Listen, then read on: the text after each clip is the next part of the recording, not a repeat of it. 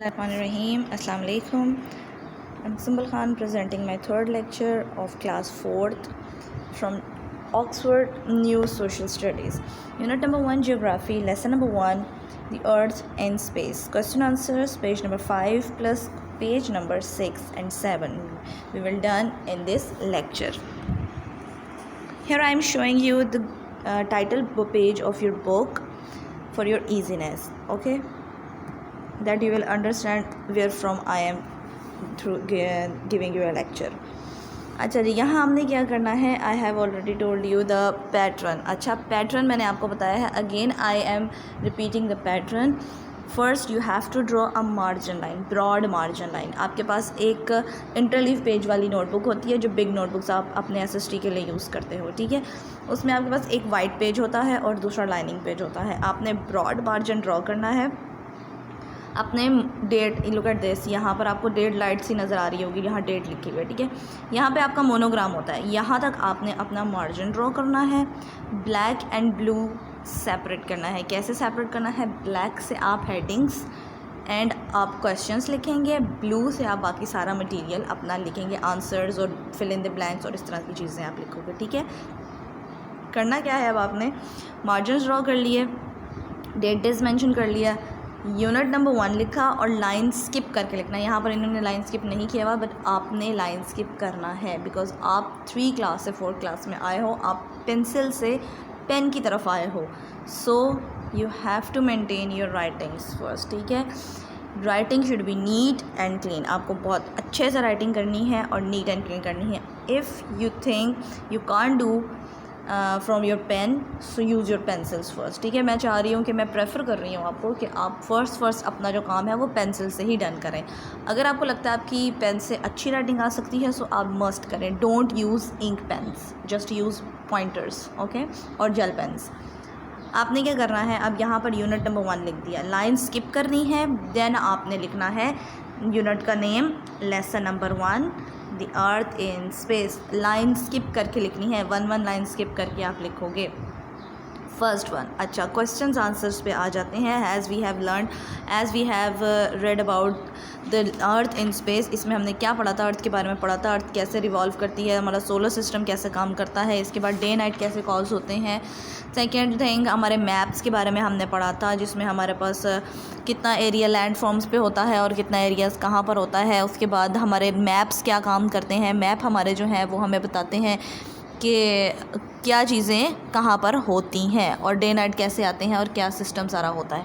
अच्छा, यहाँ पर आप क्वेश्चन आंसर्स कर लेंगे. Describe the shape of earth. Earth की शेप बतानी है कैसी होती है. What this is this shape called. और उसकी जो शेप होती है उसको हम क्या बोलते हैं, ये हमने पहली ही लाइन में पढ़ा था. That the earth, E should be capital of earth. यहाँ पर ई कैपिटल नहीं है, but you have to write E capital of earth, ठीक हो गया. The earth is like a huge ball. Earth क्या होती है, एक बड़ी सारी बॉल की तरह होती है, गोल. It's shape is called sphere, ठीक है. इसकी शेप को सफ़ियर बोलते हैं हम. Explain the difference between rotation and revolution. Rotation and revolution का डिफरेंस बताना है. जब भी डिफरेंस की बात आती है ना, हम क्या करते हैं कि रेवोल्यूशन एंड रोटेशन की डेफिनेशंस लिखते हैं. जब हम डेफिनेशंस लिख लेते हैं तो हमारा डिफरेंस जो होता है वो ऑलरेडी शो हो जाता है, डिफ्रेंशिएट कर देते हैं हम इजीली.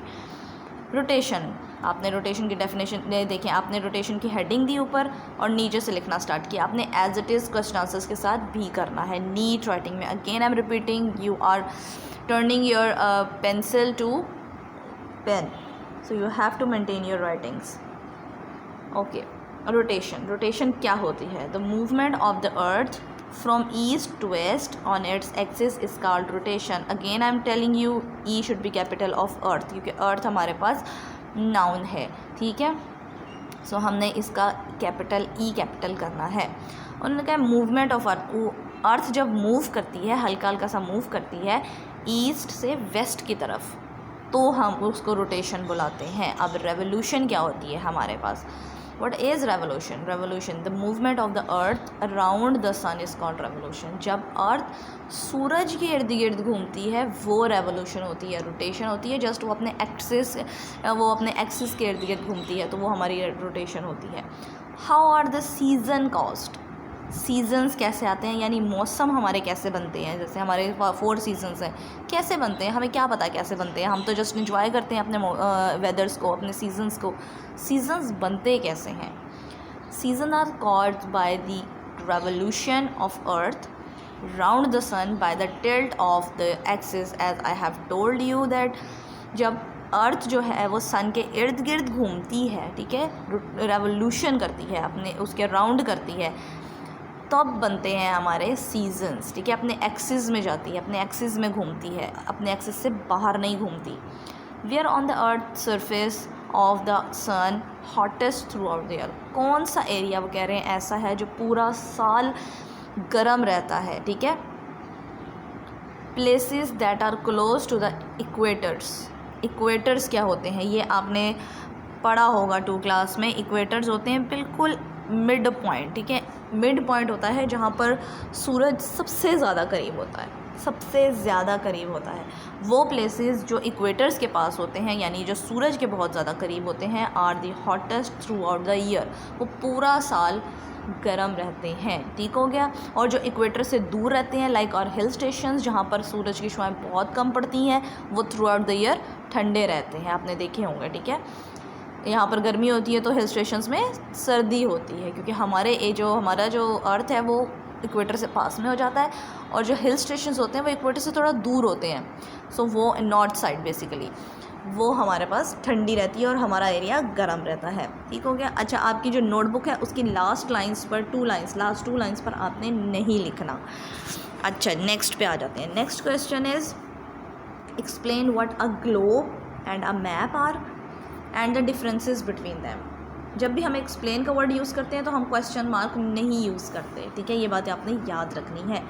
क्वेश्चन मार्क्स में, क्योंकि इसमें इन्होंने हमें क्वेश्चन नहीं पूछा, व्हाट, हाउ, वाई, इस तरह का क्वेश्चन नहीं पूछा इन्होंने जस्ट हमें क्या एक्सप्लेन करें। तो put a full stop after completing a sentence and first letter should be capital of every sentence, okay. Just rememberize that thing. आपने ये रिमेंबराइज कर लेना है कि कैसे करना है। वैसे आप अपने 1 क्लास से ऐसे एज इट इज़ पैटर्न पढ़ते हुए आ रहे हो, सो पैटर्न नहीं भूलना आपने। अच्छा जी, उन्होंने कहा है ग्लोब बताना है और मैप क्या होता है और इन दोनों का डिफरेंस बताना है। We have just written their definitions to differentiate them. हम इनको जस्ट डिफरेंशिएट करेंगे थ्रू देयर डेफिनेशंस। मैप, ठीक है। मैप की डेफिनेशन क्या हो जाएगी? Map need a clear title, scale and key to help us to understand the parts of countries, ठीक है। यहाँ पर पार्ट्स आएगा, टी आएगा यहाँ पर, ऑफ कंट्रीज़, ठीक है। यहाँ पर आर आएगा। यहाँ पर थोड़ी टाइपिंग मिस्टेक हो गई है, सो आप इसको पार्ट्स ऑफ कंट्रीज़ प्रॉपर लिख लेना। अच्छा, अब यहाँ पर उन्होंने कहा है कि मैप्स हमें क्या बताता है कि हमारे पास एक कंट्री मैप होता है, उसमें हमारे पास छोटे छोटे से पार्ट्स उन्होंने बताए हुए होते हैं, स्केल बताया हुआ होता है और सारा बताया हुआ होता है। ये एक मैप की बात कर रही हूँ। अब ग्लोब क्या होता है हमारे पास? A map of world is called globe. जो पूरी दुनिया का मैप होता है वो ग्लोब कहलाता है। लाइक आपने ग्लोब्स देखे होंगे, गोल गोल से पड़े हुए होते हैं, जब आप किसी ऑफिस में जाते हो पूरा ग्लोब पड़ा होता है, राउंड सा बॉल सा पड़ा हुआ होता है, ठीक है। वो ग्लोब होता है बेसिकली। वो हमारे पास पूरी दुनिया का बताता है। मैप जो होता है, मैप सिर्फ हमें छोटी छोटी जगहों का बताता है, कंट्रीज़ का बता देता है, सिटीज़ का बता देता है। लेकिन जो ग्लोब होता है वो हमें पूरी दुनिया का बताता है कि ये चीज़ यहाँ पर है, ये चीज़ यहाँ पर है, ये इस तरह से है, ये इस तरह से है। That shows the continents and oceans too. जो हमें ओशंस भी बताते हैं, जो हमें कॉन्टिनेंट्स भी बताते हैं कि यहाँ पर है और यहाँ पर है। सो मैप और ग्लोब में ये डिफरेंस है, ठीक है। अगेन आई एम रिपीटिंग, यहाँ पर पार्ट्स है, टी यहाँ पर ऐड कर देना आर के बाद, और यहाँ पर कंट्रीज़ है, ठीक है। सो आर ऐड कर देना आपने यहाँ टी के बाद। Sorry for the typing mistake, okay. Question number 6 पे आ जाते हैं। Explain why there is complete darkness at the north pole for 24 hours a day in December. दिसंबर में उन्होंने कहा है कि बहुत ज़्यादा पूरा 24 आवर्स अंधेरा क्यों रहता है, ठीक है, हो गया, थ्रू नॉर्थ पोल वाली साइड पर। Answer is because the earth's axis tilt towards southern hemisphere. क्योंकि उन्होंने कहा है जो अर्थ होती है वो अपना जो टिल्ट करती है अपनी एक्सिस की तरफ, राउंड करती है, हेमिस्फीयर की तरफ वो अपना फेस करती है। That's why throughout the day, दिसंबर में, दिसंबर आपको पता है वैसे भी विंटर होता है नॉर्थ पोल वाली साइड पर, तो वो डार्क रहता है, अंधेरा रहता है वहाँ पर। Move to the next page 6 पर आप आ जाएंगे। ये आपका बुक वर्क है, बुक वर्क पे ही हम इसे सॉर्ट आउट कर लेंगे। Look at the map on page 7 and complete these sentences using the cardinal और intermediate डायरेक्शंस हमने पढ़ ली हुई हैं, ठीक है। अब हम क्या करेंगे, उन्होंने हमें कहा है कि आप हमें बताएं कि आपने कैसे सॉर्ट आउट करना है ये चीज़ को। अच्छा जी, हमारे पास मैप मैं आपको दिखा देती हूँ, दिस वन। इस मैप के थ्रू उन्होंने कहा है हमें ये ब्लैंक सॉर्ट आउट करनी है। अब ये आपके पास एक सिटी मैप है, एक शहर का मैप है। अब एक शहर के मैप में उन्होंने यहाँ पर हमें वाटर बताया हुआ ब्लू से, ठीक है। ये स्ट्रीट्स हैं ग्रे से, मॉस्क है ग्रीन से। इसके बाद ये देखें, ये डिस्क्रिप्शंस लिखी हुई है, की लिखी हुई है कि कौन सी चीज़ किसको डिनोट कर रही है। और this one is compass rose. Compass से ही हमें डायरेक्शंस बताती हैं कि कौन सी डायरेक्शन में क्या चीज़ है। अब हमें उन्होंने कहा है the police station is to the dash of the school. School देखें इसमें कहाँ है, इसमें ढूंढे स्कूल कहाँ है। उन्होंने कहा जो स्कूल है उसके किस तरफ हो करके पुलिस स्टेशन बना हुआ है। पुलिस स्टेशन स्कूल के वेस्ट में बना हुआ है, ठीक है। यहाँ हम वेस्ट लिख देंगे। The school is the to the dash of the house, ठीक है। अब स्कूल कहाँ पर बना हुआ है, घर से। घर और स्कूल को देखें डायरेक्शन।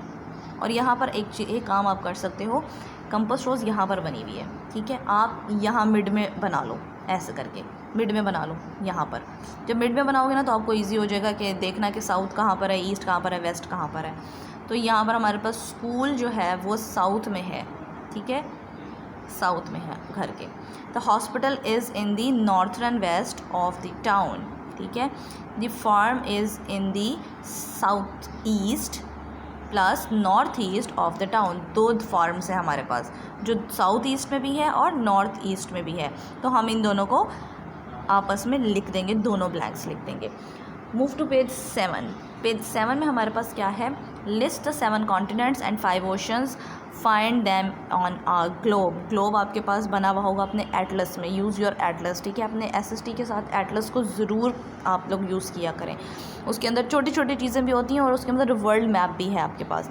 यहाँ पर उन्होंने आपको कहा है आप ओशंस के नेम पढ़ के आए हुए हो, नहीं पढ़े हुए तो हम यहाँ पर पढ़ लेते हैं, ठीक है। वैसे आप 3 क्लास में ये चीज़ें पढ़ के आए हुए हो, छोटी छोटी सी चीज़ें। ओशंस आपके पास कितने हैं हमारे पास, ठीक है, 7 कॉन्टिनेंट्स एंड 5 ओशंस। इनके हम नाम लिख लेते हैं। First one is north America, ठीक है। पहले हम उनके नाम लिख लेते हैं, कॉन्टिनेंट्स देख लेते हैं, ठीक हो गया। और मिक्सअप लिख लेते हैं सारे। अच्छा जी, पहले हम बताते हैं continents. North America, south America, Europe, Asia, Africa, Oceania, Antarctica, ठीक है, एंटार्क्टिका। और आपके पास अब ओशंस में आ जाते हैं। Arctic ocean, Pacific ocean, Indian ocean, southern ocean, Atlantic ocean. Don't do spelling mistakes and don't do pronunciation mistakes, ठीक है। Pronunciation should be correct. Read out your reading to improve your reading skills, okay. अपने reading को आपने बहुत अच्छे से improve करना है।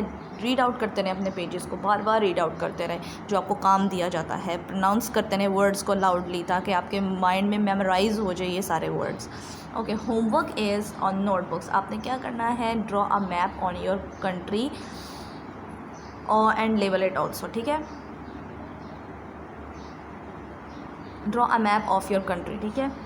आपने अपनी कंट्री का मैप जो है वो ड्रॉ करना है। कहाँ ड्रॉ करना है, आपका जो जहाँ पर आप क्वेश्चन आंसर्स लिखोगे उसके साथ आपका वाइट पेज होगा, जो सेपरेटर पेज होता है आपका, ठीक है। सेपरेटर पे आपने सेपरेटर बनाया, दूसरे पेज पे आपने ये कंट्री मैप बनाना है, पाकिस्तान का कंट्री मैप बनाना है, okay. Thank you so much, best of luck.